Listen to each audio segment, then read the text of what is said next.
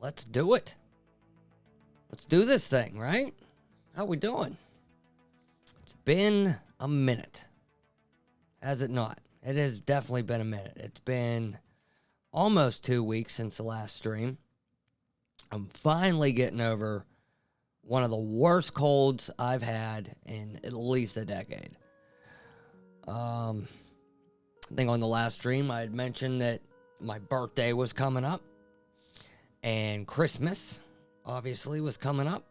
And right before all that stuff happened, a sickness came into our home. And it knocked me out cold. I'm not even kidding. For like 3 days, maybe. 3 days, I was just kind of in and out of consciousness. Wow. It was a rough one. It was incredibly rough. Like I said, it's probably the worst sickness I've had in at least a decade. I had back when the pandemic started, I'd gotten the vid, had that, and that wasn't even as bad as what I just had. Took a test. It came up negative. So I didn't have the vid this time. But it was viral, so I had to let it run its course. I'm still kind of recovering.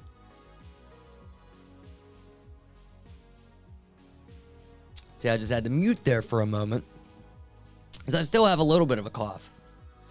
But what have we been up to? I've been watching some stuff. Couldn't really do a whole lot of anything else, so I've been watching some things. I'm up to date on all the Legacy and For All Mankind, except for the episodes that dropped today. I haven't seen those yet. I did though get a chance to watch Rebel Moon. It's one of the first things we're going to get into. On the last stream, I had mentioned how it seemed like the critics were being a little unfair with Rebel Moon and the reviews that they were dropping after the premiere.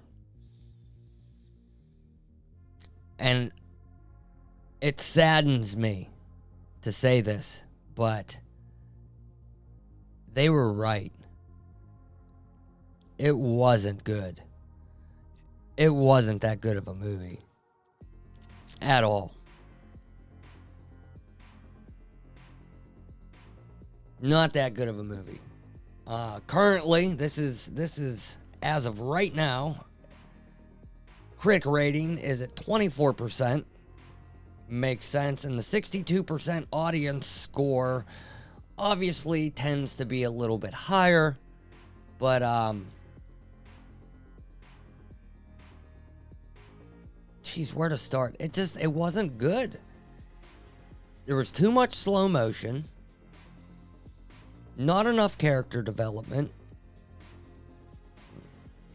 That main chick, that main girl was so OP in this movie. Like, I don't even think she got hurt throughout the entire thing. So it kind of took away from the stakes, you know? Like, this chick just can do anything. Nothing can get in her way. So I'm sorry. I am sorry for the defense that I put up for this. I'm sorry that I should have listened. I should have listened. There were some cool visuals in this movie. And I know that it was originally pitched as a Star Wars film. I can kind of see it. Not 100% sure which era of Star Wars this would have taken place in. But I mean, come on.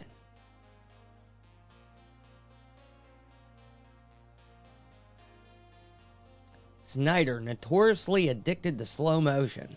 I agree with that.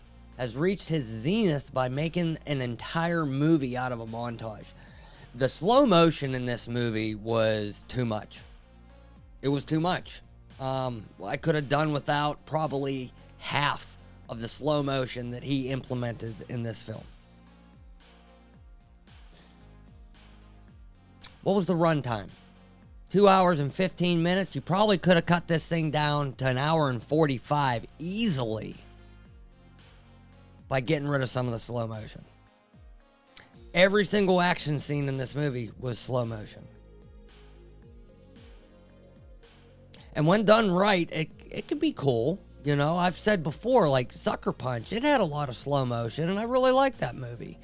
Justice League had some slow motion in it. I liked it. Man of Steel had some slow motion. I liked it. But this, I mean, it was just like Rebel Moon in slow motion. They might as well had the regular dialogue scenes in slow motion as well, because that's about how fast they moved. Lee Zump from Tampa Bay newspaper says Snyder's characters are tiresomely serious to the point of being tedious. It shouldn't be this difficult to root for a reluctant hero as Korra. I agree. Spoilers for Rebel Moon. Towards the beginning of this thing, you had Korra, the main female protagonist of the film, and you had an evil empire, right? Evil empire. And the evil empire came to this planet that Korra was hiding out on, and it's a colony of farmers. They're all a bunch of farmers, and the empire needs provisions for their war effort. So they show up on this planet where Korra is at and all the other farmers, and they demand that they get their goods. They want their goods, the stuff that they grow or whatnot. They want them to supply the empire with the provisions that they need to move forward. You had Darren Cross, the dude that played Yellow Jacket. He was the leader of the farmers, and we had both Dario Naharis's from Game of Thrones, one being the main protagonist and the other one being like or a main antagonist, and the other Dario Naharis was, I kind of don't even really know why he was there, but he was there. He was on Korra's side and kind of helped guide her along on this journey. Well, the Empire shows up and they want their stuff. The farmers don't want to give up their stuff, so the Empire has to do a display of power, and they kill Darren Cross. So then the farmers are like, "Oh, okay, well, of course we'll help you out, Empire. Don't kill any more of us." And the Empire bounces, giving them, I think, 10 weeks. We'll be back in 10 weeks for our shit. And they leave like a small detachment there of soldiers. And these soldiers, every single one of them, minus one, is a complete douchebag. They just took every douchebag male stereotype and threw it all into these group of soldiers. And this is also when we're introduced to this robot companion, voiced by Anthony Hopkins. And these douchebag soldiers decide to try and rape one of the villagers, one of the farmer girls. And this is kind of what kicks it all off, because Korra, our main protagonist, sees this going down and is not having it. She doesn't want anything to do with this, and she rolls up in there and completely annihilates an entire squad of intergalactic soldiers who were, I mean, every single one of them looks like they're on HGH. They got guns, and she's just, you know, she turns on the slow motion button, and then all of a sudden she can bob and weave and dodge all the bullets, and she saves the girl from being mistreated, I should say. And the rest of the movie closely follows suit. As far as the action scenes are concerned, as soon as the action kicks in, the frame rate drops, and it's slow motion all the way. And it's primarily Korra and this other farmer going around the galaxy trying to collect warriors to fight this empire whenever they come back for their farm goods. And this is where the movie kind of turned into an episode of liquid television. Okay, if you, a lot of people probably don't even know what that is. Back in the early 90s, there was a television show on MTV called Liquid Television. And Liquid Television was a series of short stories, mostly animated, and none of them had anything to do with each other. But it was just a bunch of little stories. And that's kind of what this movie felt like. It was a bunch of little stories smushed together. And it's mainly just Korra running around collecting people that she thinks will benefit them. But the people she collects, I mean, for example, the one dude is supposed to be this great general, right? He used to be this great general that was with the Empire, but we never get any examples of why this dude's such a great general. They just talk about how much of a great general and battle strategist this guy is without really showing. There's a lot of tell and not a lot of show, unless it's Korra dodging bullets in slow motion. Zack Snyder's Rebel Moon Part 1, A Child of Fire, is a cumbersome, disjointed space version of A Bug's Life that's solely saved and made viewable because of its outstanding cast. I don't even know about that. I mean, did they have some talent in this movie? Yes, they did. Were they used to their potential? No, I don't think they were. I remember at one point someone mentioning that this was going to be a big comeback for Ray Fisher. And he was kind of cannon fodder, to be honest with you. He was... Well, first off, I didn't even recognize him at first because of he had long dreadlocks. He's part of this rebellion group, right? The Reluctant Rebellion. They're, a rebellion fighting against the Empire, but they don't want to help these poor farmers. They had to talk them into it. Once they talk them into it, Ray Fisher bounces with Korra and the rest of them, leaving his sister behind. Like I said, spoilers. Leaving his sister behind, so whenever Ray Fisher's character gets killed later, now we got another strong female protagonist that's going to help run the rebellion. The robot character that I'd mentioned briefly before was introduced at the very beginning of this movie and honestly seemed like one of the more interesting characters in this entire movie, except he bounced right after Korra beat up all the soldiers that were going to treat that poor girl poorly. Right? Robot came in, helped save the day, then they bounced. So, and then he didn't show up until the very end of the movie with antlers for some reason. Seriously. The robot was in the very beginning of the movie. And also the way that they were kind of focusing on this robot almost made you feel like it was going to be a big part of this film.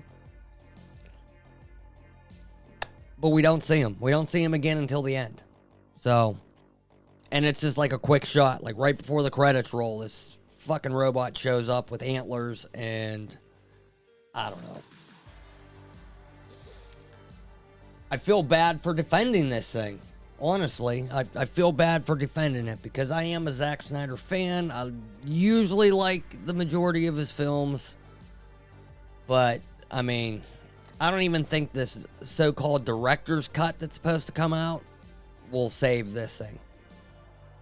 And that's another thing. Like, why? If the director's cut is quote unquote this much better, why don't they just lead with it? Why give us this abbreviated garbage version that we all had to suffer through, that's going to degrade your viewership for the next film in the series? Because honestly, I could give two shits about the next one now. I was really excited to watch this movie, and now I really don't even care about the next one. I don't. There were certain things in this film that happened with zero context that they never followed back up on. And I don't know if they even will. Maybe in the director's cut, since we're going to get some extended dialogue and such. But one scene in particular, when Dario Naharis, the first one, who's playing the antagonist in this film, he's on his base ship, right? He's at the base ship, and this squid creature. All right, let me see something here. Let's see something here real quick. Let me see if I can find a picture of this. Because this thing was so weird.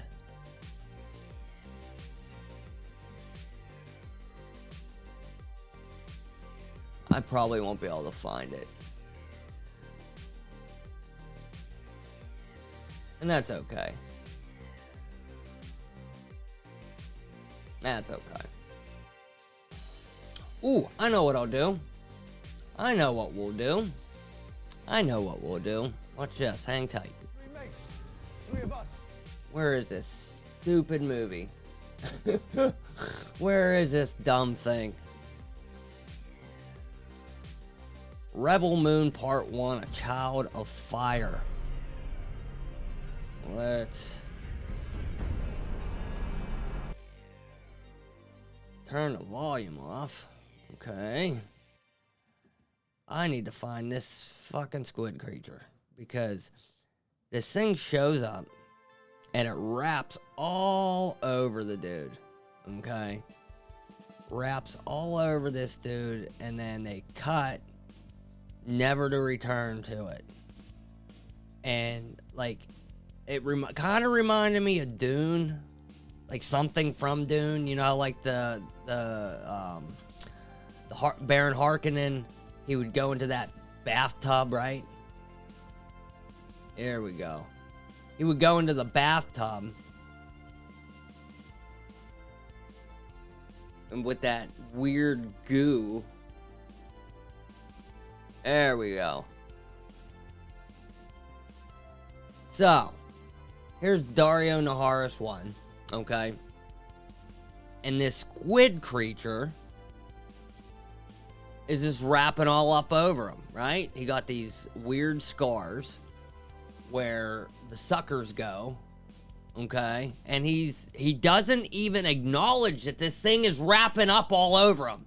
Like, he just kind of backs up into it, and this fucking thing starts wrapping all over him, and he's still talking to the dude about whatever the hell's going on, and he just continues to get wrapped up by this stupid creature.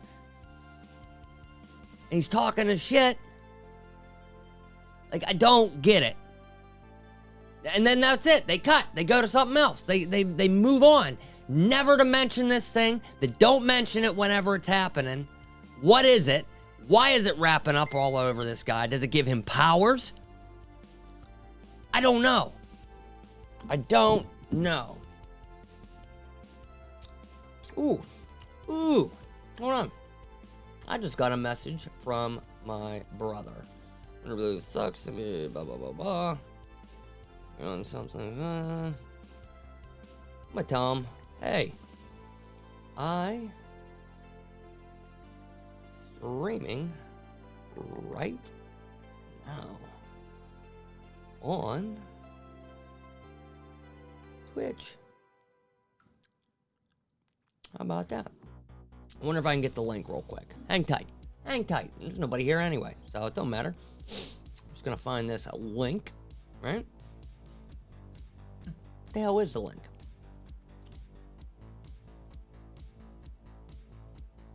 What is my link? What is my link? What is my link? I don't know.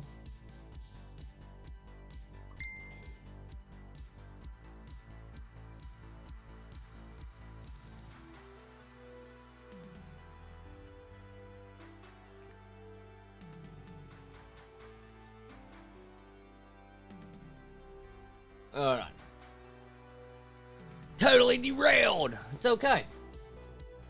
Let's derail everything. Go to that. Boom. Boom. Boom. There we go. There we go. Shut up. Twitch. Dot.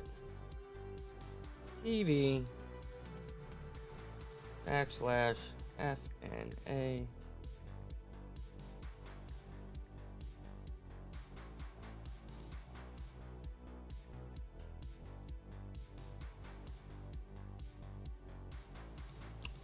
There we go.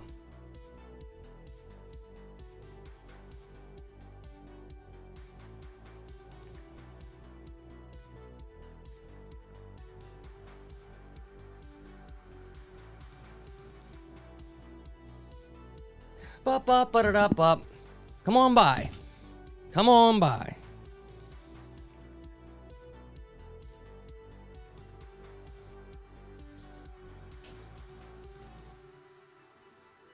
That is, since I was pushing my things there.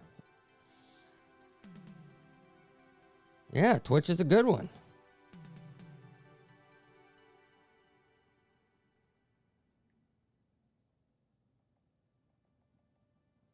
Can you see me?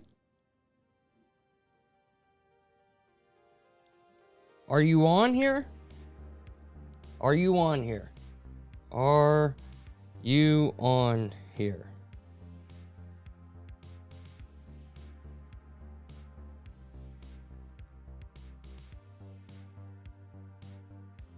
Yeah, come on. Come on, come on, come on, come on, come on, come on. We're talking Rebel Moon. We are talking Rebel Moon. Let's get back to this. Back to Rebel Moon, this fucking garbage film. Well, come on now. So. Okay. Where were we? Rebel Moon. Check this out. Right out of Harry Potter, we got Turok the dinosaur hunter bowing to the hippogriff.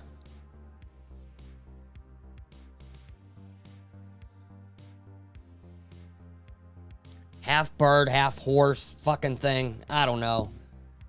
The sequence was kind of cool, but it was like, I don't really understand why this creature was in the movie in the first place, right? I don't understand why it was here. Except for like this little, like I said, it was like liquid television. A bunch of non-connected miniature stories all mashed together with no rhyme or reason until we get to a final climax battle where honestly they pretty much wiped all of them out except for our OP female protagonist that can't seem to do no wrong or get hurt. So, I don't know. I don't get it. I don't get it. I don't understand it. I tell you one thing. It is getting warm in here. I got my fireplace on. I think I need to turn that off. Hang tight. I gotta turn this off. Whew.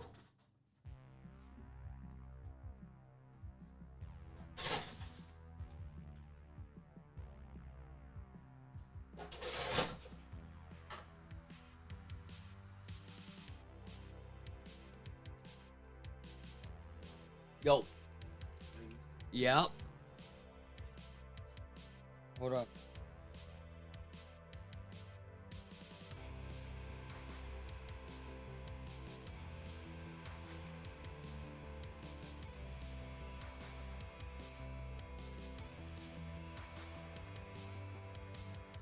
don't know.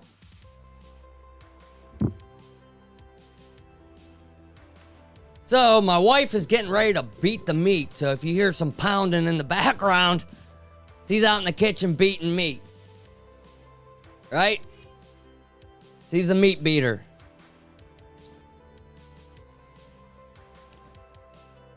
I don't think you can really even hear it. Making some beef stroganoff. Beef. All right, let's get the hell away from this dumb movie. This is so unscripted. I am completely unprepared for today. But that's okay.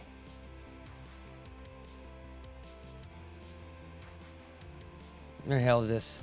Oh, here's the girl with the fake lightsabers fighting the giant spider lady.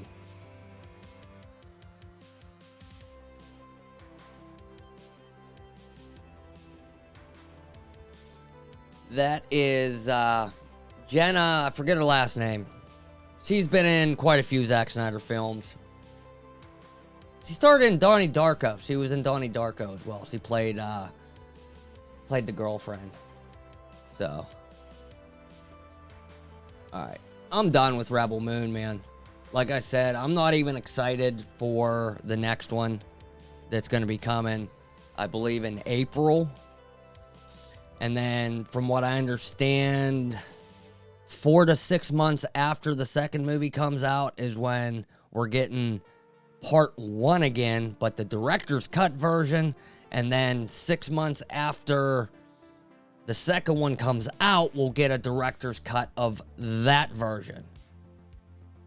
Like, why? Just lead with that. Especially if there's, like, the rumor is supposedly they're that much better. The director's cuts of these films are supposed to be that much better.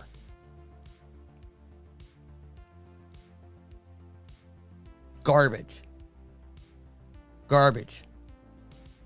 Garbage. I don't even know what else to say. Let's want to read a couple more of these reviews. Here's Andrea Zamora. She gave it a fresh rating, 3.5 out of 5. Rebel Moon has everything that Snyder is criticized for, but that does not mean that the final result is a tremendously entertaining movie. Well, I don't understand why you're calling that fresh, because it sounds kind of shitty, which it is. Here's a fresh one. With Rebel Moon, Zack Snyder chases away the ghosts of excess and bathes in his most intrepid or reckless optical creativity, managing to land his thesis in a place where an image in motion can be enough to move us. No. Like I said, you could have cut at least 30 minutes, if not 45 minutes, out of this film just by lowering the amount of slow motion that was in this film. And I tell you what, keep the runtime, lower the slow motion, increase the character development, and we might be in business then. But until then, I was kind of disgusted with this one. To be quite honest, I was disgusted with this one.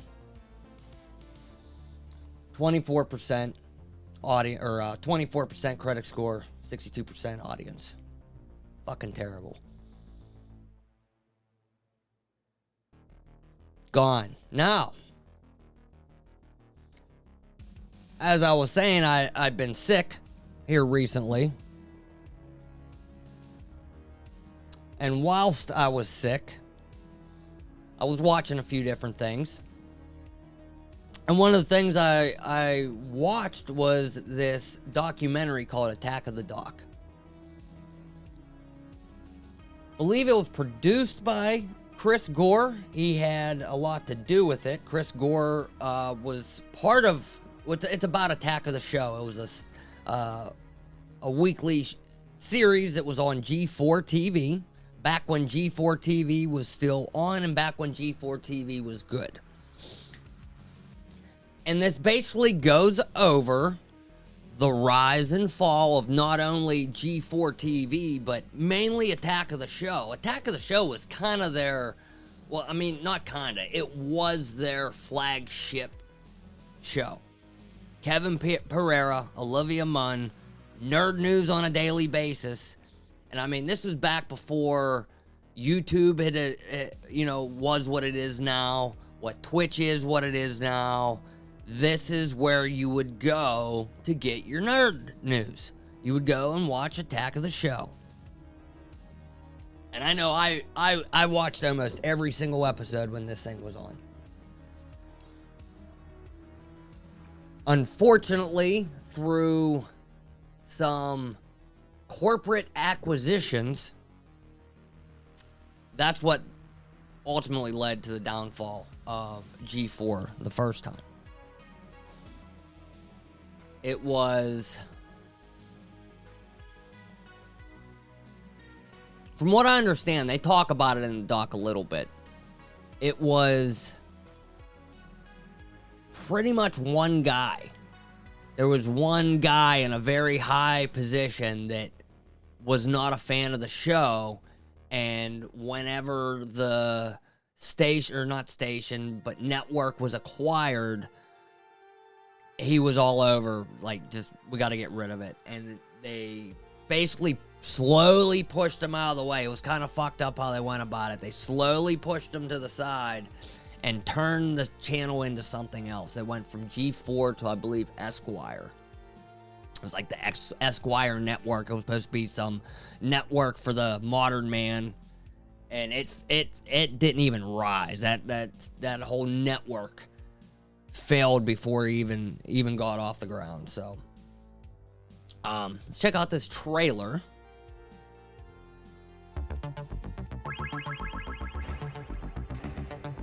If I were to just start apologizing for the things that we did wrong 10 years ago, the show would never end. G4 was really one of the very last cable channels ever launched. It was the end of this linear cable era before we got to streaming and whatever it is we watch now. Something unique, something different, something a little meta, something that was turn the mirror back onto pop culture and kind of spit in its face, but then wipe it off and give you a kiss at the same time.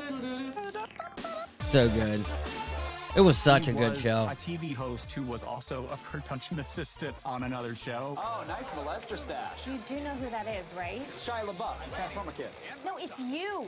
Friend sent me a series of VHS resume tapes. There was no one better than Whitney Cummings until Olivia Munn came on. And see, I never knew that Whitney Cummings even had anything to do with G4.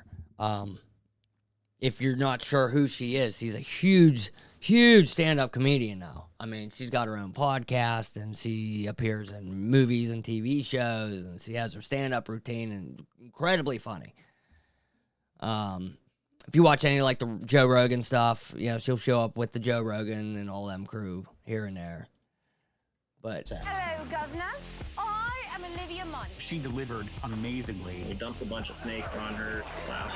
Was Olivia wearing the slave label? everybody loved her. History in the making. The floodgates that they were open. Fans were losing their minds. We were being hounded.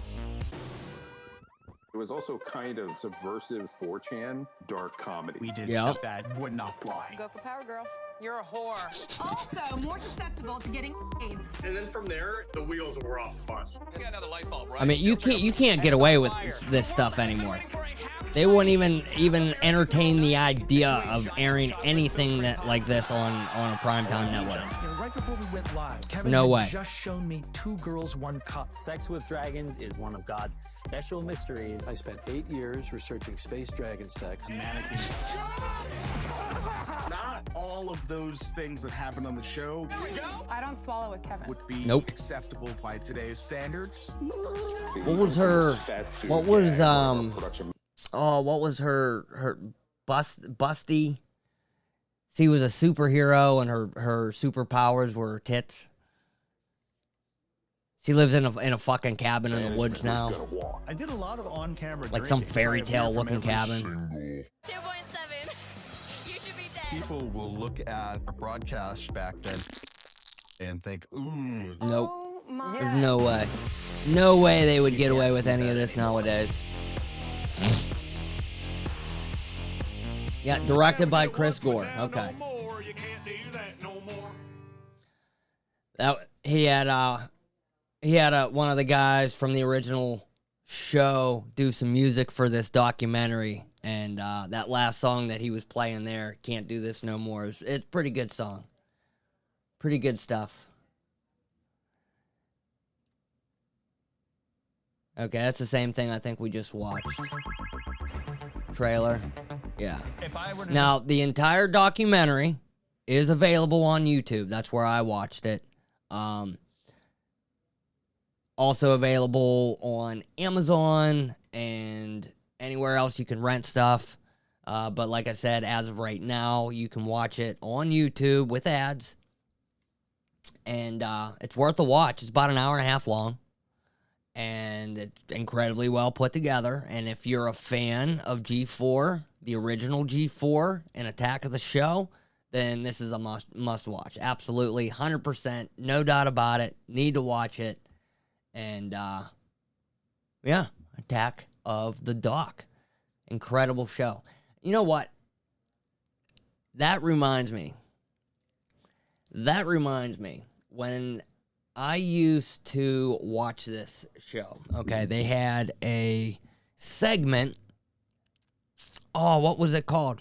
I can't remember the name of the segment, but they would have like five or so internet clips, funny internet clips, and they would go through them and comment on them. And there was one, Andrew,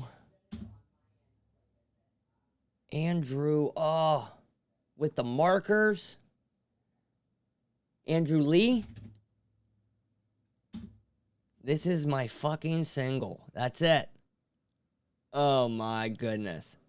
Okay. I will never, ever forget this clip. It is one of the dumbest things I have ever seen in my life. It's so stupid. Okay? It's so dumb. This clip. Andrew Lee. Ready for this?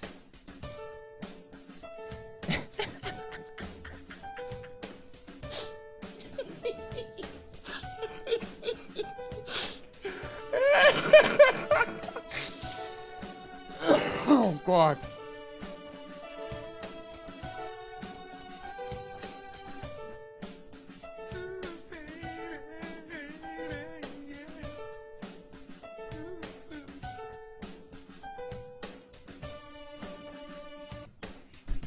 This dude's probably like in his 30s now.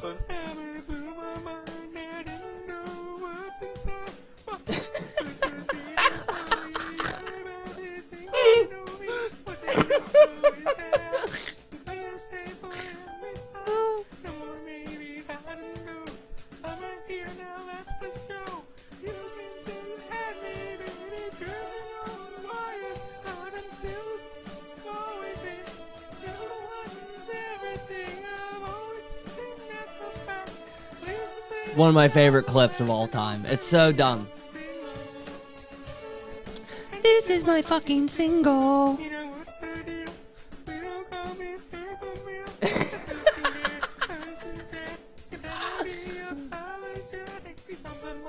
Oh, it's incredible. Oh, he writes his name in Sharpie.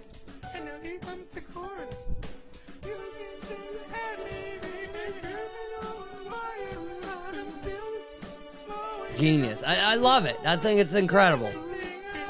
I wonder if this dude's still around.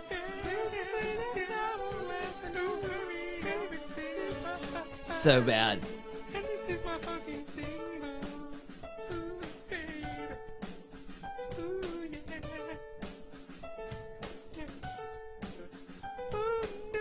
Ooh, oh no.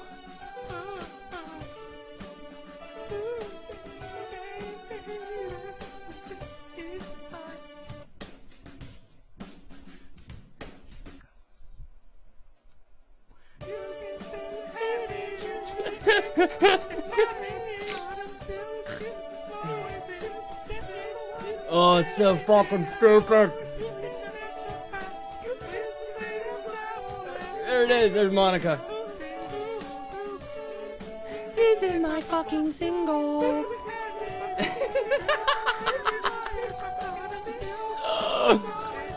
Andrew Lee. Oh, it's so dumb.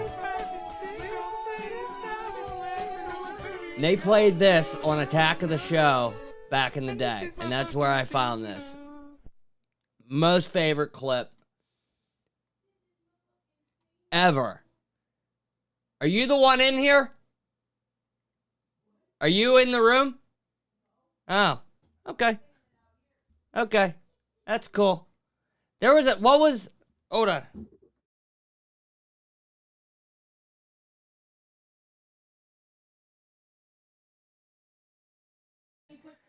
Yep. Okay. There is also one more.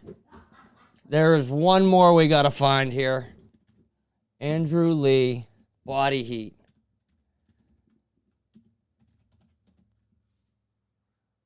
Yes. Here we go.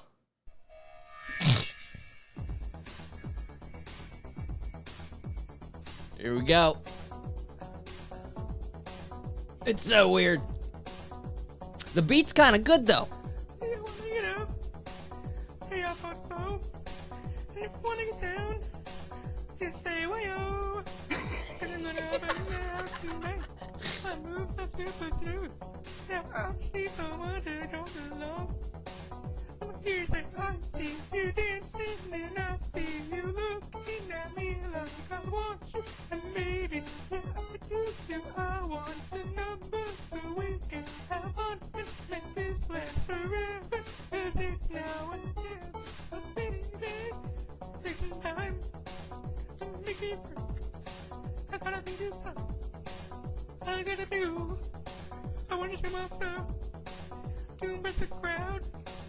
The music's loud, but I'm still around now. I'm still feeling now. I'm not dreaming. I want you so bad, girl. It's making me hurt. I want your body heat, baby. Body heat, baby. I want your body heat, baby. Body heat, baby. I want your body heat, baby. Body heat, baby. I want your body heat, baby. Body heat, baby. I want your body heat, baby. Oh, Andrew Lee, you're so funny. So funny to me. Oh, this totally went a different direction, didn't it? Look at him putting the markers in his head. Oh, it's incredible. Heat, baby.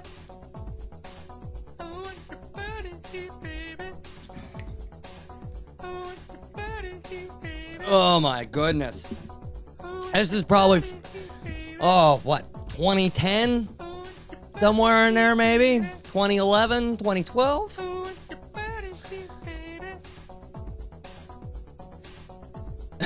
The Sharpies in the hair.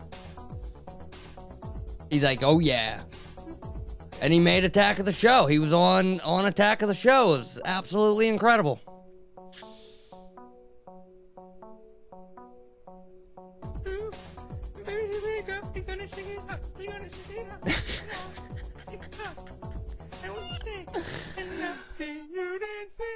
Oh, I tell you what, we were talking about depression before.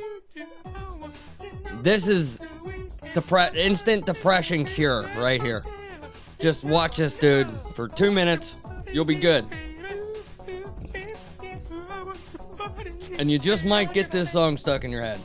I'm warning you now.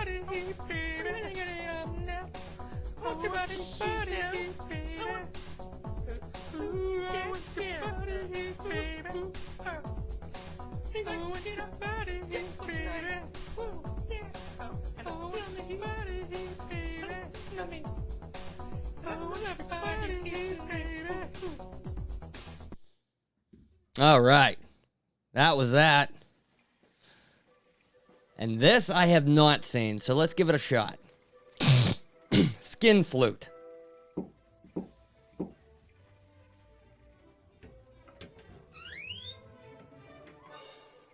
Hello, fine sir. How may I help you today? Yeah, I'm here for the flute lessons. Oh, sure. Come on in. In here for the flute lessons. For the skin flute lessons. Give you the old lesson in skin fluting.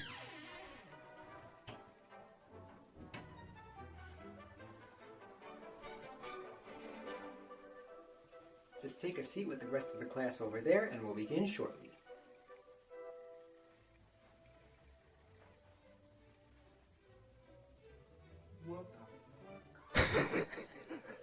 Okay, class. So for today's lesson, we're going to it's so turn dumb. to page 32 in our songbooks.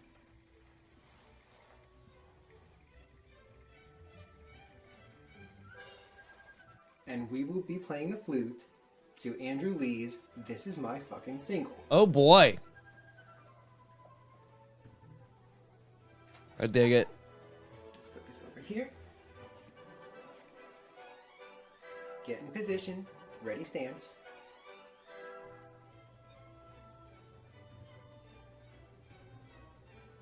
Let's practice a few notes first.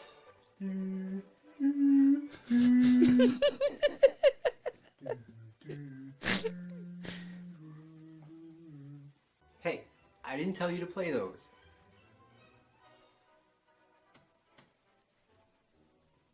Alright, back to ready stance. Countdown begins. And 1, 2, 3, 4. I bet you know how to play the skin flute. With your feet up in the air, yeah, you're so cute. Looking sexy playing music in a bathing suit. Hey, what else I gotta say? I'm a bad dude. Do you know how to play the skin flute? Listen closely and you're gonna hear the skin flute. That was the skin flute. It's an instrument that has a real attitude. I bet you know how to play the skin flute. What did he just have in his Don't mouth? Stop being rude. Gotta wash it if it's smelling like dog food. I guarantee you that you'll never play a sad tune. I bet you know how to play the skin flute. Ready, aim, fire, rock, paper, scissors, set, shoot. Then you grip it in your hands and play an etude. Then you jump for joy. Can you teach me how to play the skin flute? I'm a novice, but I swear I'm not that crude. I really want to learn to play the skin flute. Then we jump for joy. I play the trumpet like 1, 2, 3, but my friends tell me you gotta see. What the fuck was that? It slightly sounded like a mating cat. Is it a flute that's made of skin? This is ridiculous. One of the deadly sins. Is it a dick? This sure doesn't seem like a magic trick. Oh my I bet god. you know how to play the skin flute. Ready, aim, fire, rock, paper, scissors, set, shoot. Then you grip it in your hands It's and actually- play an etude. Then it's you actually jump, not then too you jump bad. for joy. Can you teach me how to play the skin flute? I'm a novice, but I swear I'm not that crude.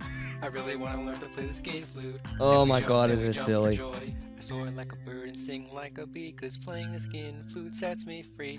Just listen to What the does he sweet have melody. in his hand? Well, That not it's that all great, blurred but out. I get the idea. I know what he's trying to Gotta admit, it's pretty cool of insinuate me what he to learn has, to but play all of our favorite songs. Wait, what? What the fuck? Oh no, no, no. The flute.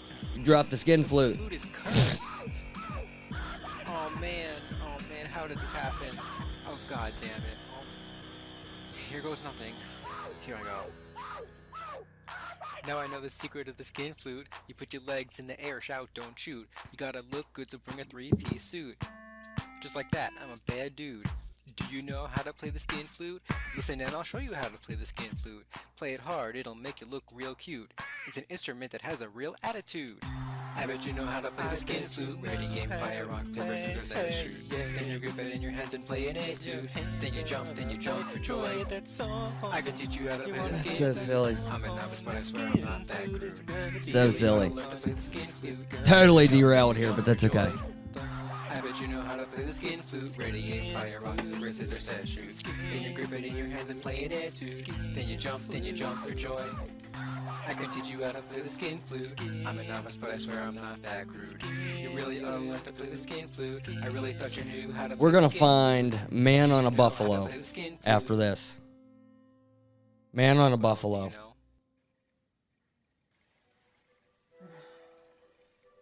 Well, I guess our new student just couldn't handle this class. Wow. 6 Okay, years. guys, back to ready position. And 1, and 2.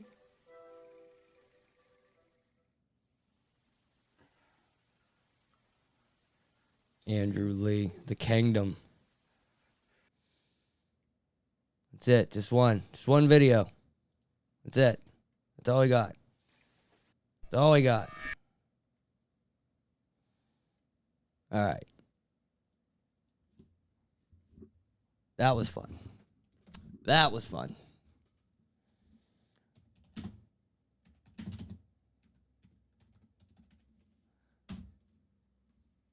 Now, I know there's people that have not seen this, and it is great.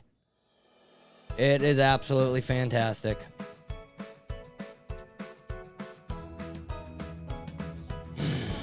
Except for these ads. These ads can go. The ads can go. The ads can go.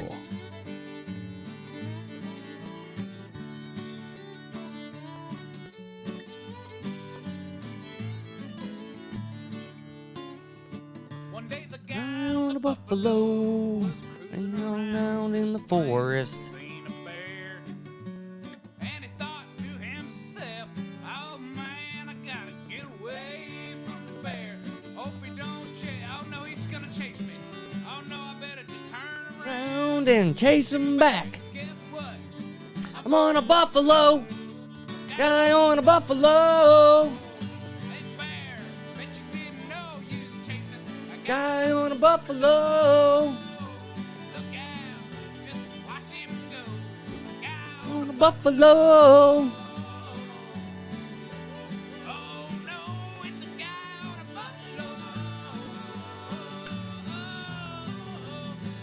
On a buffalo. One day the guy on the buffalo was riding around In the forest. He didn't see that Indian guy crouching down, and he popped off a shot. Bang! Fell off the buffalo. Buffalo took off running while the Indian was still reloading. The guy on the buffalo snuck up behind him with a pistol. He was like, "Hey, better watch what you're doing." Bam! Guy on the buffalo. Breaks your Believe this is a band. This was a band down south somewhere. It was like a parody band. And they put out a couple videos. Absolutely incredible. Yeah, there you go. See it live in concert. I believe there's 3, maybe 4 episodes. All right, episode 2. Of course we're going to get an ad with it. Of course we're going to get an ad, and that's okay. That is quite all right. Parts of your life deserve the best. So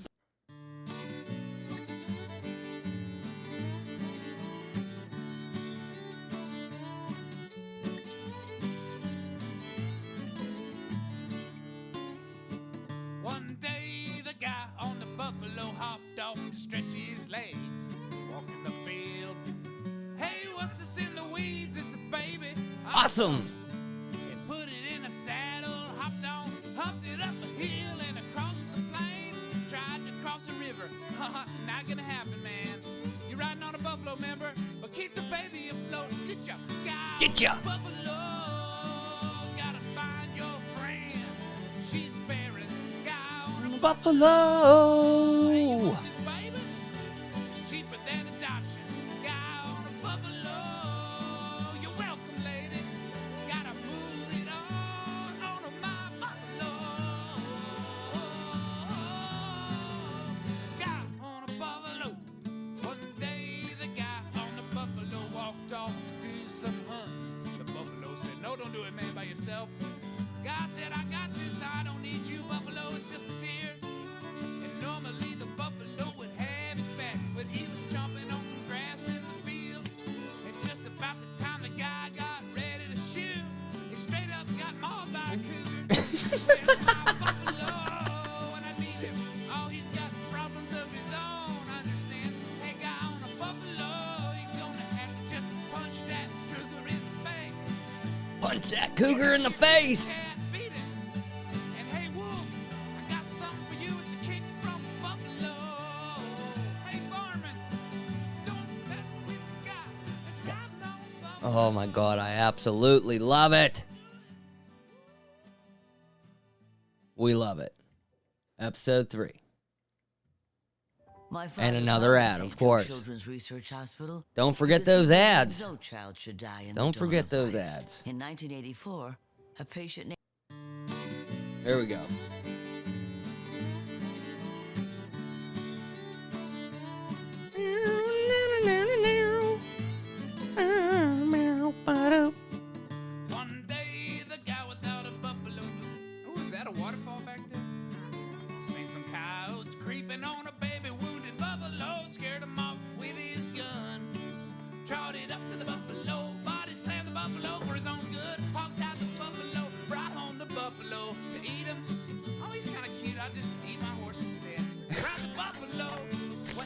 It's kind of cute. I'll eat the horse instead. Guy on a buffalo.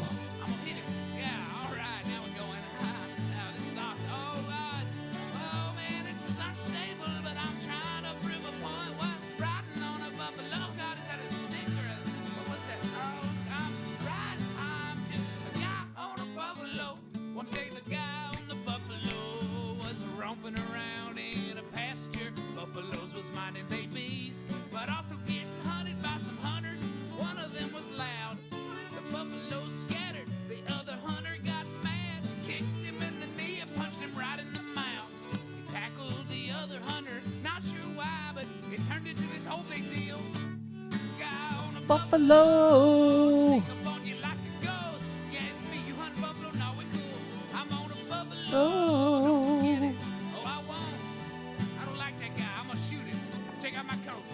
Domo and the Possum Posse.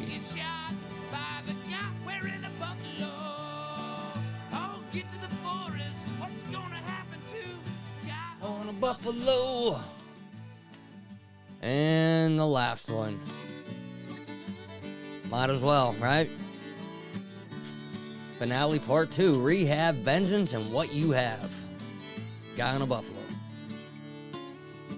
One day a geezer in the forest found a buffalo with a dead body on his back. Put his finger in his nostril and brought him on home to his barren wife. This happened before the baby thing.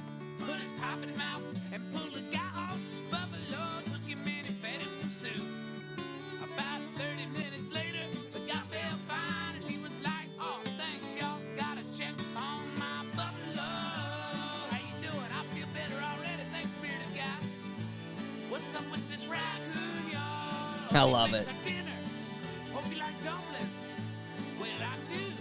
I'll just sit down and eat these dumplings. How you like them? They're good. How you like them, raccoon? I like them too. Oh, guy. Thanks for complimenting me, guy on a buffalo. One day, the guy on the buffalo seen his enemy on a mule. He says, Oh, I'm it's a weird. chase him down and maybe just trample him to death. Who knows? Let's see. Weird. Why is it doing that? And when he started running, Very strange. the guy could hardly hold on, 'cause he didn't have a saddle and it bucked him off. Now it's a foot race with a buffalo. Guy on a buffalo was straight to trample you down in the weeds. Guy on a buffalo, hey, I like your hat, but it's not gonna save you. Huh. That is so strange that it's doing that. Oh no, he trampled that guy, left him for dead out on a prairie buffalo.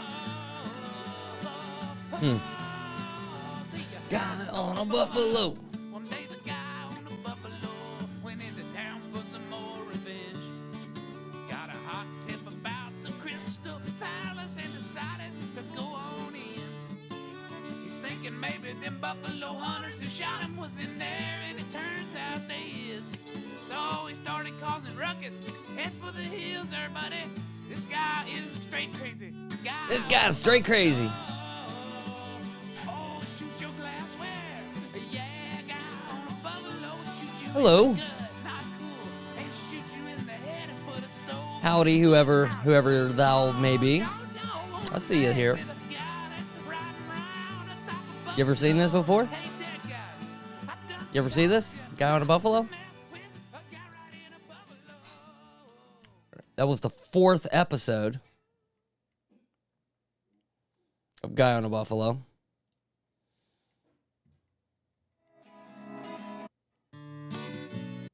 Go back. This is my favorite one, I think.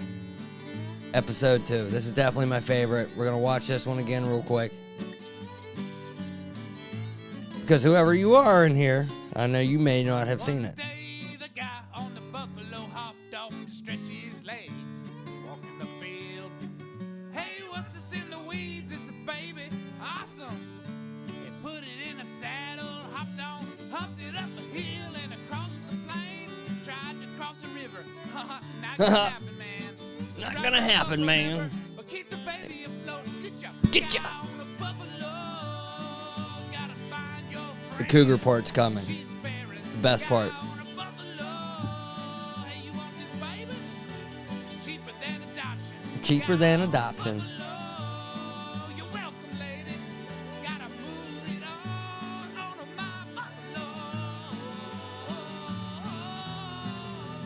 Got on a buffalo. On a buffalo. Here we go. No, don't do it, man, by yourself. God said, I got this, I don't need you, buffalo, it's just a deer. And normally the buffalo would have his back, but Yep. he was chomping on some grass in the field. And just about the time the guy got ready to Shoot. He straight up got mauled by a cougar.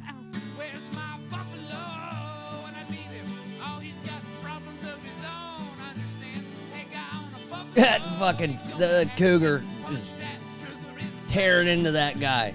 That ain't no CGI, bro.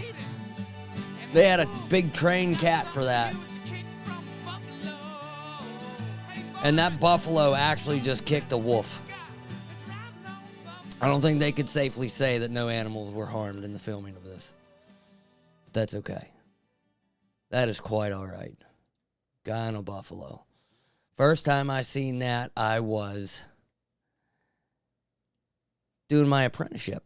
I was doing my apprenticeship for carpentry, and our one teacher was a big fan. Our one teacher was a real big fan of those videos, and he would show them to us constantly. I mean, I didn't really have a problem with it. Some people didn't care for it too much. I think it's funny as hell. What do you think? Did you like it? No? I liked it. I'm going to call you number 2, whoever you are. Number 2, because the one viewer is me, and the number 2 viewer is you. It's you. I see you. All right, let's get back into some of this. What did we talk about already? We already talked about Attack of the Dock. So, let's move on to this horse shit. It's some older news. But I guess Joker 2 is going to be a musical. Lady Gaga, who we heard is going to be playing Harley Quinn. See Lady Gaga and Joaquin Phoenix in new photos from upcoming Joker musical sequel. Now, it's such an odd turn to go from the first Joker movie, which was actually fairly decent. It wasn't a bad movie. I mean, it's not, I don't think it's all, it's, you know, a lot of people, like, they put it on this pedestal like it's one of the greatest, comic book movies ever made, but I don't think it was quite that level, but it was a very well-made villain origin Elseworld story. And it was like a regular movie, right? You had a 3-act structure, a beginning, middle, and end. Not one song was sung in that entire movie. And then to go from that to the sequel being a full-blown musical, I don't see how this tactic is going to work out very well. I don't see... it'd be different if the first one was a musical or even had a musical element to it, right? And through the critical responses and the audience responses, you'd be able to tell, okay, so people really like the musical aspect of that first movie, so let's dig deeper and make the second one a full-blown musical. That I would understand. But the first one was not a musical. First one was just a regular movie. So I don't think this strategy is going to work out for them very well. Not the way they're hoping, anyway. I know I am already kind of checked out myself. Not a big fan of musicals. There's only one musical I really do like, and that is Little Shop of Horrors. The original with Rick Moranis and Steve Martin. Remember Audrey, the big plant? Yeah. And it's been a while since I've seen that one. I don't know if I could handle it today. But Lady Gaga and Joker Folie Deux director Todd Phillips previously confirmed the sequel finished filming in April. Todd Phillips is sharing a New York look at Joker. Folie à deux. I probably screwed that up. For the holidays, Phillips, who worked with Joaquin Phoenix on 2019's Oscar-winning Joker, shared 2 new images on Instagram of Phoenix, 49, in the upcoming sequel. The one image, Phoenix, who plays Arthur Fleck, aka the Joker, in the movies, can be seen on the other side of a door, while his co-star Lady Gaga looks toward him in a second image. Wishing everyone a happy holiday and beautiful new year, Phillips wrote in a caption. Folie à deux is slated to hit theaters on October 4th, which is also Joker's 5-year anniversary. Has it been that long? Has it been that long since Joker came out? Wow. Phillips commemorated the first film's 4-year anniversary back in October. At the time, Phillips shared an image of Phoenix standing in the rain, surrounded by a variety of different colored umbrellas. 4 years ago, we had quite a ride, lots of great memories, more to come, he wrote at the time. And here's that image.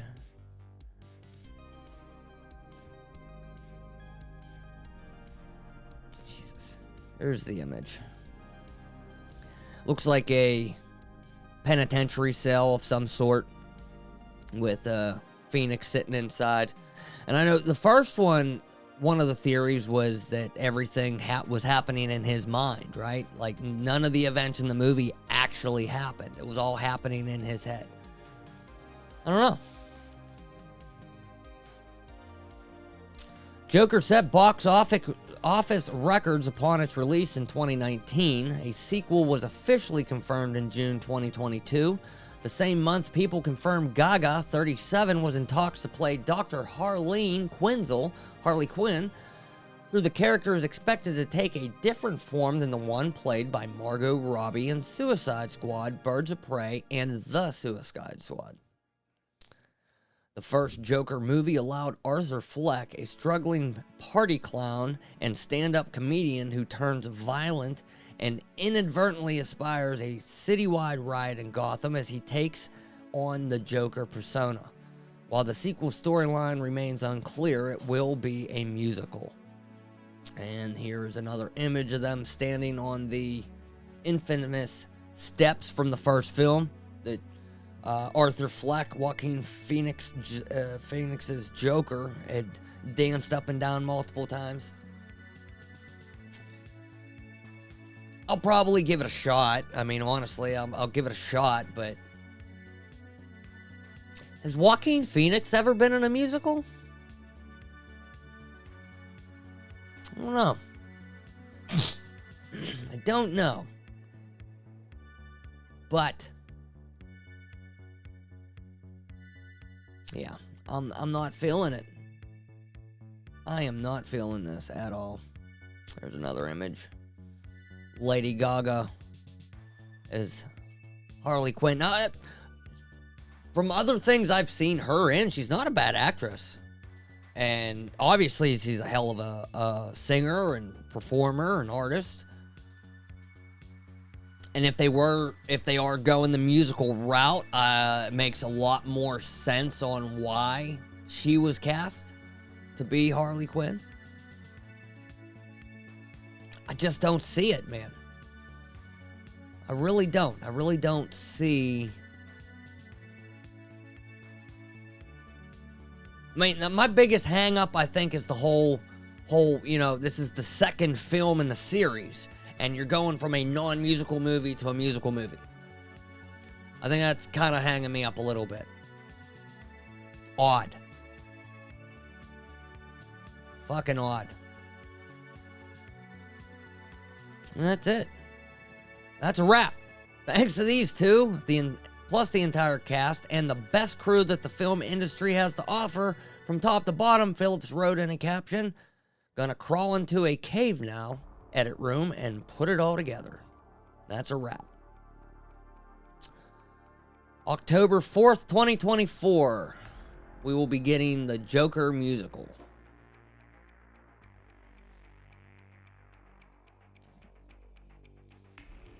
Fantastic Four. We are still waiting for a confirmed cast for this film. We are still waiting for a, hey, 100%, here's who the Fantastic Four is going to be. But the latest I've heard is still this Pedro Pascal as Reed Richards. And this artist rendition right here is actually the best image I've seen so far of him as Reed Richards, but I still don't see it. I don't see Pedro Pascal as Reed Richards. I mean, for one, he's not tall and lanky. Pedro seems like a rather short guy, right? He seems kind of short. Fantastic Four gets a disappointing casting update as 2023 draws to a close.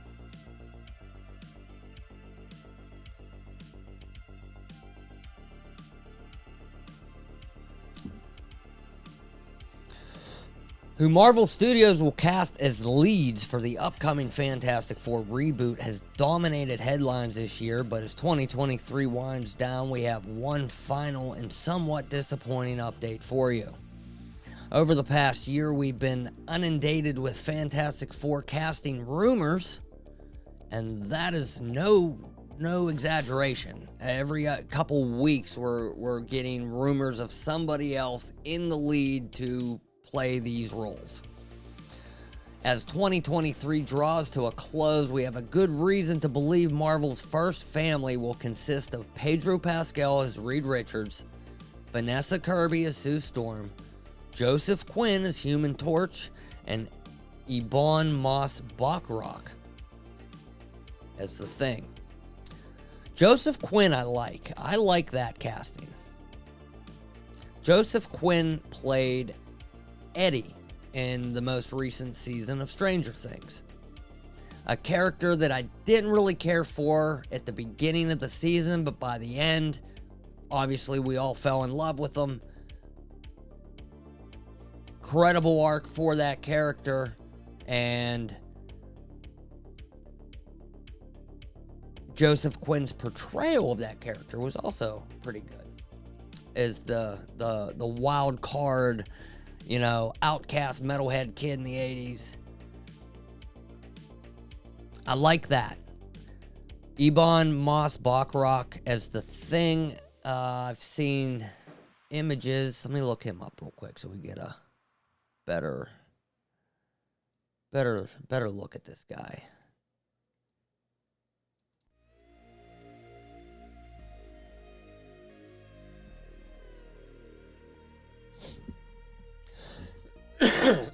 Okay, this guy.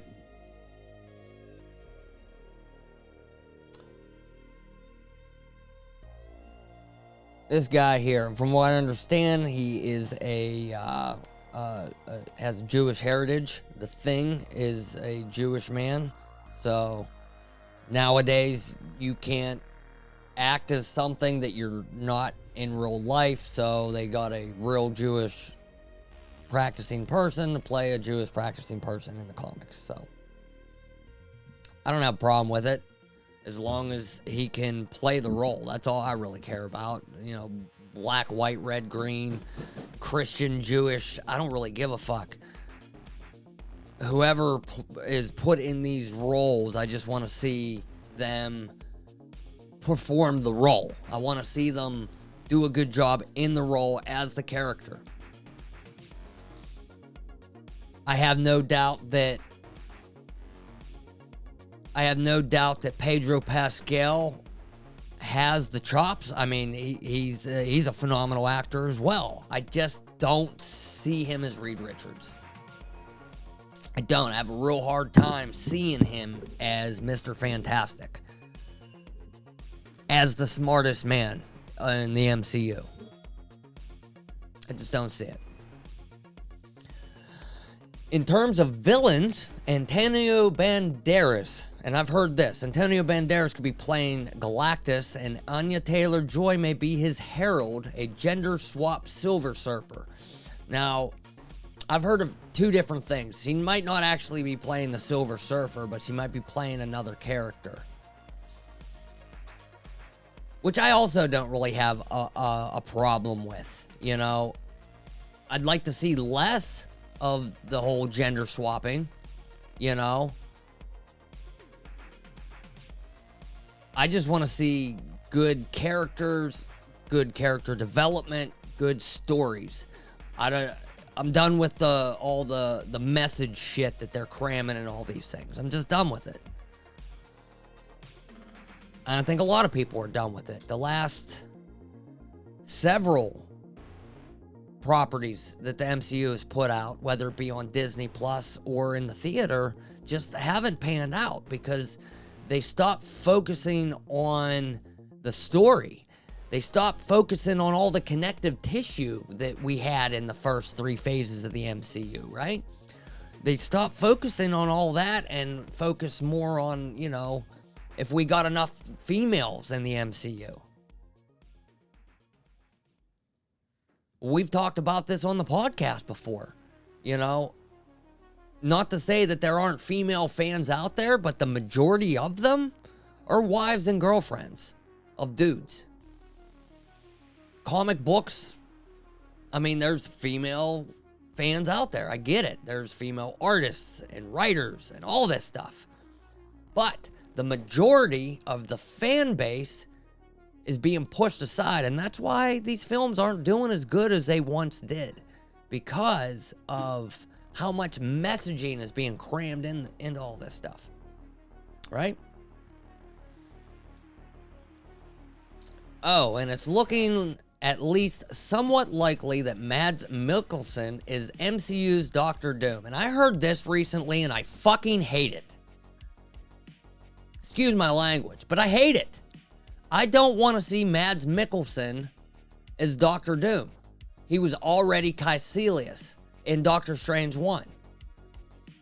Granted, his character was taken out. He was destroyed. That character was taken off the board, if you will, in that film.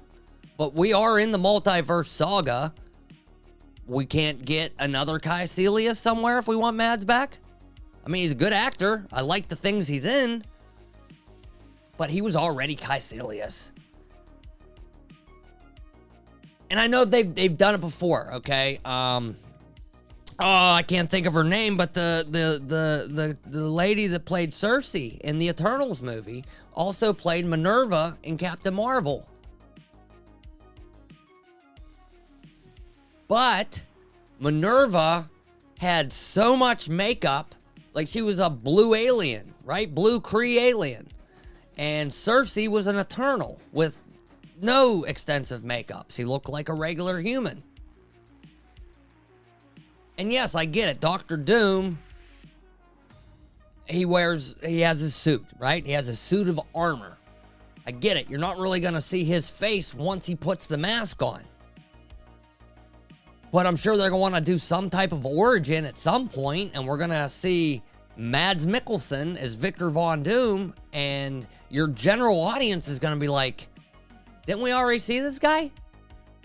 Wasn't he already in another property as a totally different person? That's my concern. The general audience is, you know, they're the people that don't pay attention to all this shit like I do. They're going to be confused. I'm confused. Did we run out of actors? I mean, what is it? Find an unknown. Find somebody that is crushing it in the independent film market. Find somebody that we haven't seen before, right? And give him the role. Or, I don't know, there's hundreds of other actors that are working and that are incredible. What about Cillian Murphy? That's my favorite fan pick so far. Cillian Murphy as Doctor Doom. Whoever's going to play Doctor Doom needs to do a lot of his performance with his eyes, right? One, I mean, for a dude, he's got gorgeous eyes. Two, you've seen his films. His eyes, he knows what he's doing. Fuck, at this point, I'd take Matthew McConaughey as Doctor Doom over Mads Mikkelsen. It's got to be a good-looking guy. It's got to be somebody that could play the vanity role, you know, somebody that is very obsessed with how they look, because Victor was obsessive like that. You know what? Bring back the nip tuck guy. I would like to see that. I would like to see the nip tuck guy come back. What was his name? What was the nip tuck guy's name? Julian McMahon. This guy. Remember him? Julian McMahon. Dr. Doom. I'll tell you what, he looked good in that film, right? He looked good in that film. And per this article, oh, this is December 8th, 2015. Would like to play Dr. Doom again. Of course he would. I don't really think he has a lot going on right now. But bring him back, man. Bring him back. I thought he was absolutely incredible, and especially for the time period that those movies came out, them first two Fantastic Four films. I think he did an incredible job. I mean, for what superhero films were at that time, for what superhero films were in that era. I mean, we're talking the first X-Men films. We're talking the Tobey Maguire Spider-Man era. He was incredible. And those movies were incredible. They did very well, in my opinion. And he's a pretty boy. Julian McMahon. He's a pretty boy. And he played that off in that film. I don't know. What do you think? What do you think? Do you think he should come back? I do. I like it. Everything we know about Marvel's Fantastic Four reboot. MCU is bringing a new version of Fantastic Four as part of its multiverse saga, and here's what you need to know about this reboot. This is an old article. So, I'm sure a lot of this doesn't even apply anymore. I did hear rumor that Julian McMahon might show up in Deadpool. That'd be cool. But if he showed up in Deadpool, is that going to be a one and done? Or is he going to carry over? Is he going to escape the dying realities with Wolverine? Ooh, that'd be interesting, huh? Maybe if that's how we get our Doom. Maybe we don't have a Doom yet in the MCU. And he comes from another universe. Because we heard that this Fantastic Four, this new Fantastic Four film, which is set to start filming in May, I believe. What I've heard that this film is supposed to be set in another universe, and that this film is also going to set up Secret Wars and further explain the incursions and why and how they're happening in the MCU. And by the end of this film, the Fantastic Four is going to be leaving their dying universe and coming to the 616-1999999, whatever you want to call it, universe. Maybe when they escape this universe, the Doctor Doom that they have there comes with them. If he even shows up in it. We're going to have to wait and find out. So, Fantastic Four. Moving on. Fantastic Four. Moving on. Like I said, set to start filming this summer in May. And I'm hoping with all these rumors of changes and all these rumors of all the changes that are happening behind the scenes. I'm really hoping that the rumors that we're hearing are true and that they are going back to the roots of focusing on the storytelling and focusing on the characters and just giving us good story again, right? Just giving us good story. That's all I want. I just want a good story. I want a good story without the politics of the world being shoved down my throat. Okay? Most of us go to see these films, most of us go to see movies and watch TV to escape the real world, right? We want to escape the chaotic nature of reality. We want to jump into a fantasy world that's different from our own. But the last, I'd say since Endgame at least, it just hasn't been that. It's just been, flashy political byproduct after flashy political byproduct over and over again. And I know I'm not the only one.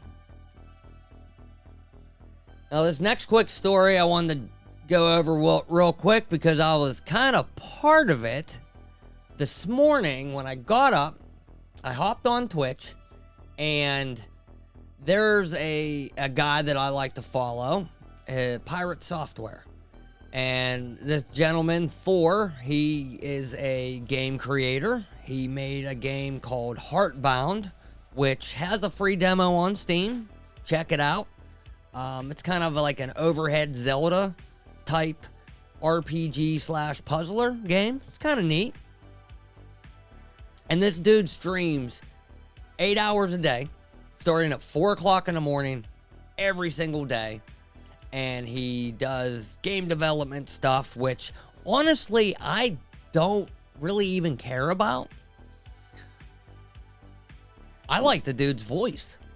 Dude got a good voice, and he talks about some interesting stuff here and there. I'm never going to make a game. I have zero interest in creating a game. I don't know anything about game creation, nor do I have the drive to learn. But there's something about this dude's channel that I just can't stop fucking watching him. So anyway, I hop on this morning, and I see he's on there, and they had a hype train going.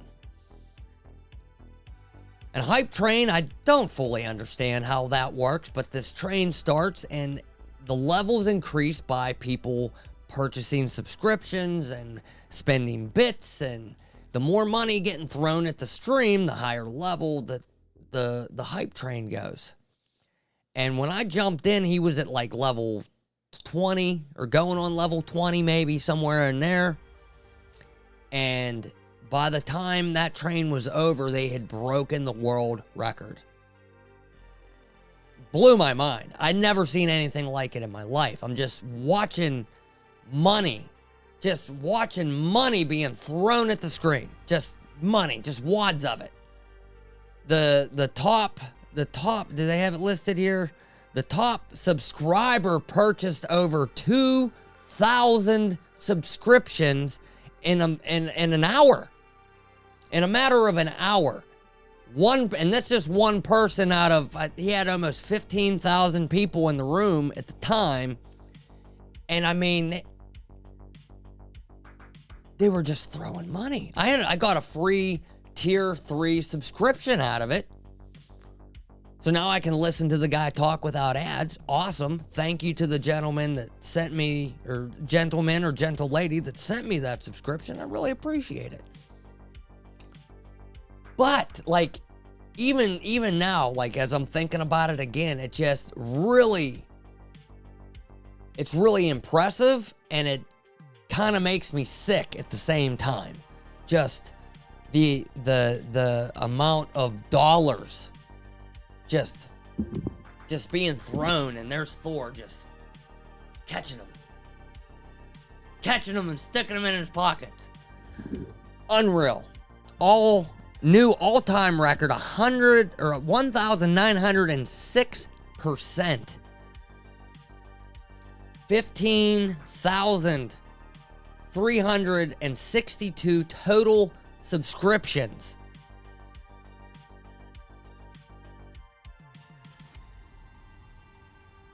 and almost 750,000 bits spent. Now, to put this in a little bit of perspective, a Twitch sub, generally speaking, is $4.99 for a tier 1 subscription. Everything's 25% off right now. So you get a little bit of a discount. And I believe you get some discounts if you buy multiple subscriptions at once. Like you can buy a package of 40 subscriptions. And it really just blew my friggin' mind. Congratulations to Pirate Software. I know they broke the record 2 or 3 days ago. They broke the record the first time. Then another Twitch streamer broke that record. And then, like I said this morning as I was watching, they broke the record again. And I just wanted to mention it. Personally, myself, I've never seen anything like it. I've never seen anything remotely close to... I mean, it was just so much money. So much money. Just... I got a tier 3 subscription, which is, with the discount right now, is like 18 some dollars. And some random person bought that and gave it to me. Once again, thank you to whoever purchased that. Absolutely. Today we have retaken the Twitch hype train throne from Admiral Baru. Thank you, my friend, for keeping it warm for the goblins. He calls his viewers goblins. Jokes aside, this is an absolutely outrageous amount of support. I can't thank you all enough. Baru and his community included. You're amazing. Yes, it is absolutely amazing, and I'm glad I was able to be there and see it and kind of be a part of it. Absolutely incredible.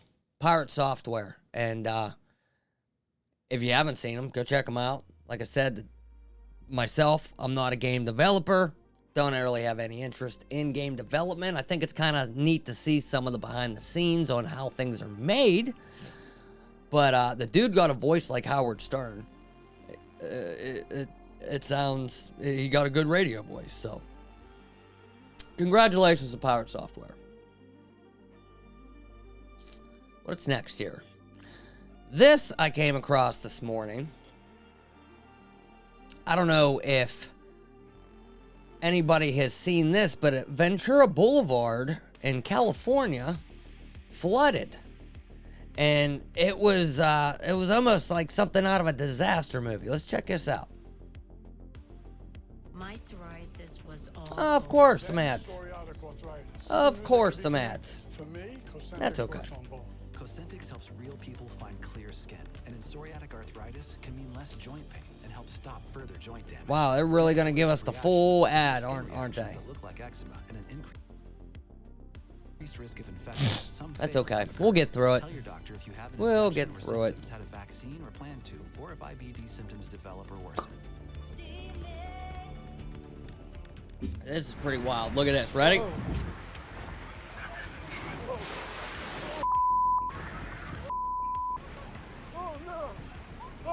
That is just fucking wild. Everyone okay? Anyone missing? As water came rushing into a neighborhood. Holy John Frizzell capturing the moment it all happened. This wave just came seemingly out of nowhere. Just this rush. I mean, you saw Yeah. it was... Seemed like it came out of nowhere. But the damage didn't stop there. Wow, Down look at below, that. Folks worked quickly to clear out the drains Hold in on. anticipation of the next swell. I'm 8 feet deep. But the damage did. Look at that. Wow. This is obviously the Pacific Ocean down here at the bottom. And every street just completely flooded out. Didn't stop there. Down below, folks worked quickly to clear out the drains in anticipation of the Yep. next swell. I'm kind of just shaking. I heard there's more I'm coming. just trying to hold on to positive thoughts. And just a few miles away, Wow. more cleanup. And here at Emma Woods State Beach, it didn't take long for those big waves to crash on the shoreline and cause flooding, like you can see, sending debris Drone shot everywhere. And now drivers are forced to navigate their way out. This is insane. I see flat Stephanie tires Madsen galore said there, she don't has you? Never seen anything quite like this. When I was up on the pier, I actually felt the pier shaking. Adding waves only seemed to be getting bigger by the minute. Well, that's not good. I don't see why the pier would be. Are left cleaning up the mess left behind. Pier's and constantly preparing getting for what's bombarded. next. It's really, yeah, it's a lot. Wow. We seen that, come on now. We don't care.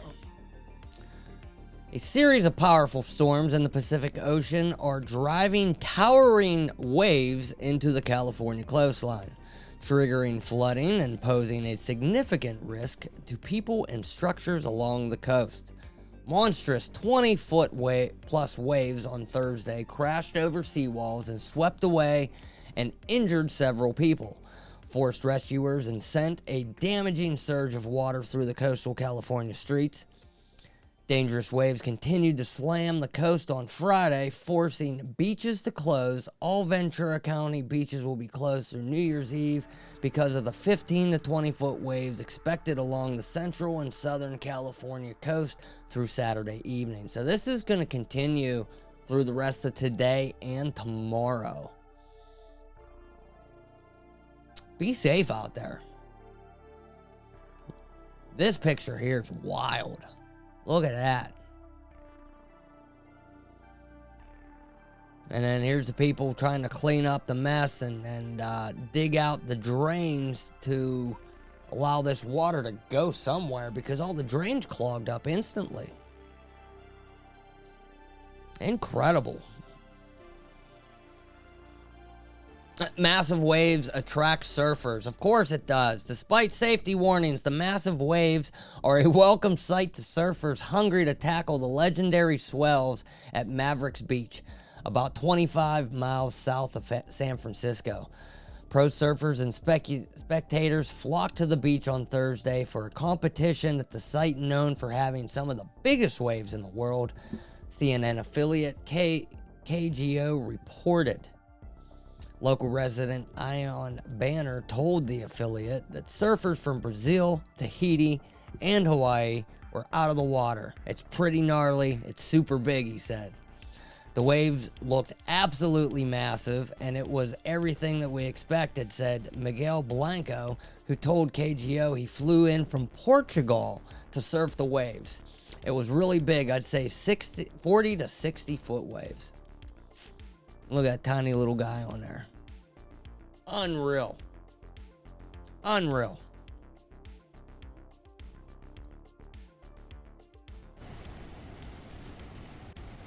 Because of Mother Nature, things can still happen, and you can't be fully trained for every situation. So it's just a matter of, please just stay out of the water. Because you're putting everyone else at risk. Yes. Yeah. Stay out. Stay out of the water, dummies. Because you know what happens? These people, they go out into the water because they're trying to, you know, catch a wave or, you know, they're extreme sports. But then something happens, they get in trouble, they get stuck out in the water. Then you gotta have rescue people. You gotta have the rescue attendants, Coast Guard, whatever, go out and try and save these people, and then you're putting them at risk. And I get it, extreme sports, there's people out there, but sometimes you gotta look beyond, you know, yourself, you know. It's not just about you getting that adrenaline rush and catching that big wave. It's shit happens, and we're all people, and things can happen, and you find yourself in trouble, and then all of a sudden you're not just putting yourself at risk, you're putting others in harm's way as well. Rescuing 14 surfers, and it was during one of those 14 surfers needed rescued, see? Slammed by a wave. Bystanders Look at that. rushing in to get him out of the water. Wow. And today, with storms in the Pacific still making their way to land, the warden And I mean, you wipe out in that water, it's you're a rag doll. You're there's nothing you can do. I don't know if you've been in the ocean before. I've been in the ocean with smaller currents and have had a hard time. Tell you what, I have a little bit of a story. Once upon a time, my wife and I, we were in Florida. We went down to Florida for when I was still in the service, and we would go down to Panama City on the weekends and just go down and have a good time, hit the bars, maybe get a hotel room, yada yada. And this one particular weekend, we went down there, and we always went straight to the beach, right? So we found a parking spot, ran down to the beach, and it was a little overcast, right? It wasn't super sunny, but it was still hot. It was probably high 70s, 80s. It was April or May. And the beach was kind of empty. Like, there were some people on the beach, but there wasn't really a lot of people in the water. And dummy me, I'm all super excited. I just go charging. I run straight out into the water. I run straight out into the ocean, and I'm swimming around. And before I could even realize it, the coast was getting farther and farther and farther away. And before I knew it, I found myself really struggling to swim back to the shoreline. And I actually, thank God, I remembered this this trick. I believe my father had told me about how if you get caught out in the surf, don't swim directly to the coastline. You swim at an angle, and you try and swim with the current at an angle towards the shore. And that's what I ended up having to do. And by the time I made it to a position where I could put my feet down and stand, I was probably this close to just running out of steam. It was getting to the point where I was like kind of dropping underneath the waves and struggling to keep myself afloat, because we soon come to find out, as soon as I did get out of the water, we went and looked and seen that there was warning signs up that the beach, the local beach authority or what you have you put these signs up, and it was strong currents, high tide, and dangerous marine life. Hence why there was nobody in the water. Hence why there wasn't very many people on the beach. But knucklehead redneck Fred from up in Pennsylvania, he doesn't know any better, and almost lost myself that day. Someone was definitely looking out for me. I remember Adrian, she was on the coast screaming for me. I couldn't even hear her, but she was screaming for me. We talked about it afterwards, and she was pretty scared. But thank God, made it to the I made it to the shore, and that was definitely a life lesson learned, to always check the beach signs. If you go to a beach anywhere, especially if it's an ocean, you know, Atlantic, Gulf, Pacific, whatever, always check those signs to make sure that it's safe to go in, the current's not going to be too bad, and there ain't nothing that's going to fucking eat you. Right? And then you got these knuckleheads here going out, you know, trying to surf the shit. Absolutely wild. Now, this next story is pretty funny. I think this happened like the beginning of December. So we'll start with this video here. Turn that down a notch. And just here, I'll pause and read for you. In 2020, my parents were planning a big family trip, but the pandemic happened. We finally planned it for this Christmas. All 16 of my family members are going.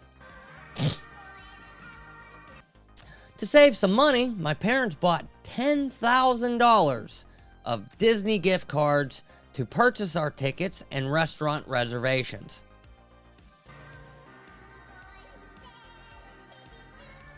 I went home this weekend and they were having problems loading the gift cards correctly and purchasing the tickets. Look at that stack. Look at this stack. These are all gift cards. Right on the top there, it says $100, and there's $10,000 worth of gift cards here.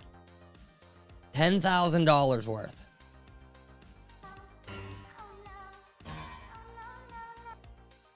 And if you notice, it's not Disney Parks, it's Disney Plus. Stream the best stories all in one place. Disney, Pixar, Marvel, Star Wars. I mean,